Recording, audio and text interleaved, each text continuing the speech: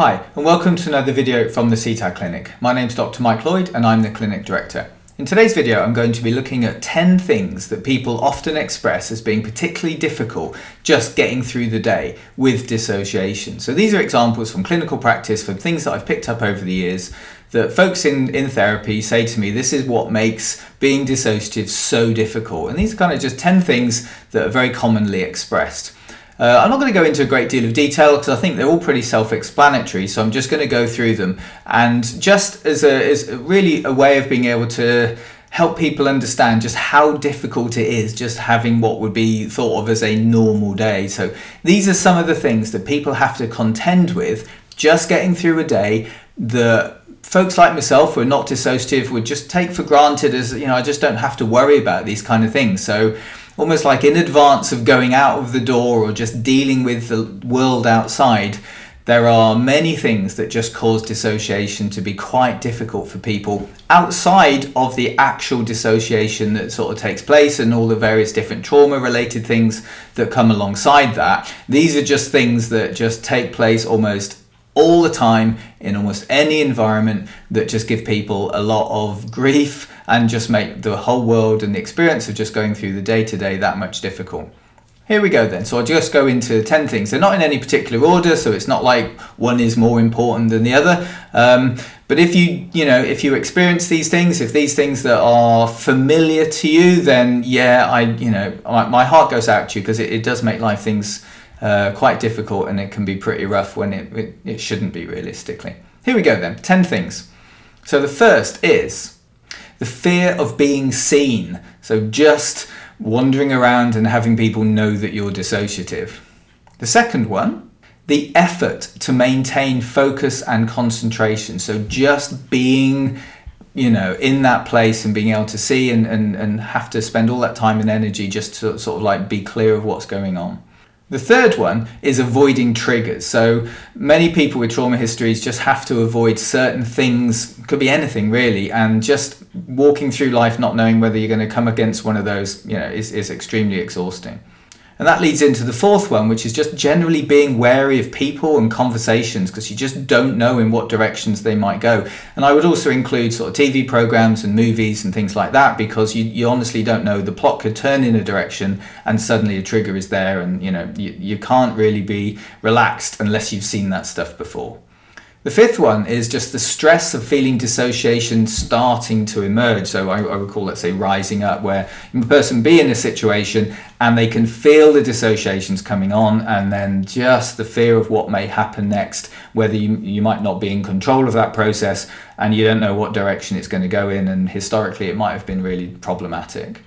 The sixth one is related to amnesia, which is about that sort of confusion about what's gone on. When people lose time, they often don't know what's taken place, and you might have to check like online banking or your phone, or you have to ask people, you'll never find out. And it could be that hours of your life just disappear. You never know what's gone on, and that is so difficult and so confusing as an experience that a person might have almost every day. Next one is about not feeling present, so just never feeling connected or grounded to the present day. So there's a sense of always being sort of somehow alien or somehow different, and just not feeling connected to the world around.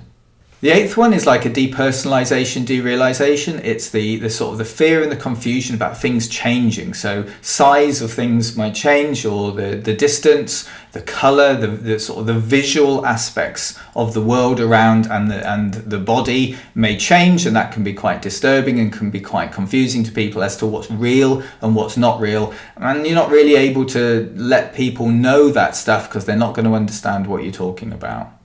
The ninth one is about not knowing who to trust, because obviously many people with trauma histories, they find it very difficult. They don't really want to share things. They don't know, who to tell about their dissociation and who to trust to hold that and give them good information, give them good knowledge, or help them understand what's gone on, or reassure them. It's very, very difficult. And this includes not knowing who to trust professionals. You don't know if you're going to be believed. You don't know if you're going to be sort of medicated or diagnosed with something that isn't really there. So not knowing who to trust people is a big problem.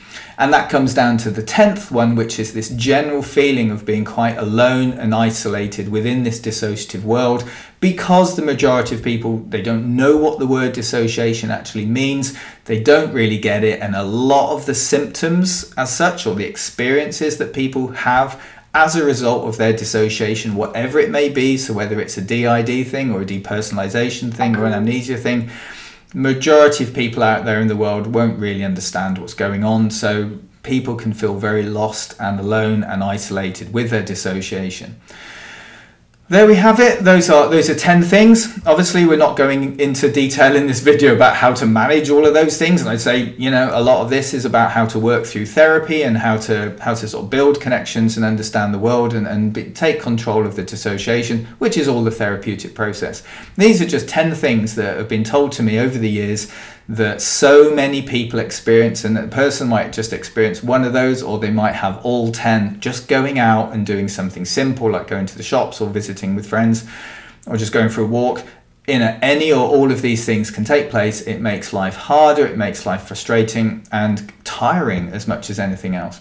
So as I said at the start, you know, I just want people to look after themselves and, you know, pay attention to these things and be reassuring and comforting when things are difficult.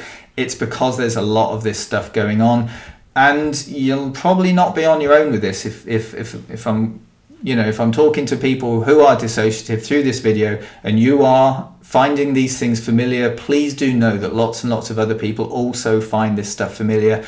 So in a general sense, you're not on your own. It can feel like you're the only one experiencing this, and I can absolutely tell you with this that you're not. Lots and lots of other people do experience these things as well. So I guess, you know, keep doing all the usual things like subscribe, share with the video. That's really great that people are doing that. And with this one, you know, if you have got these things going on, then absolutely, please do take great care of yourselves, and I'll see you in the next video. Thank you.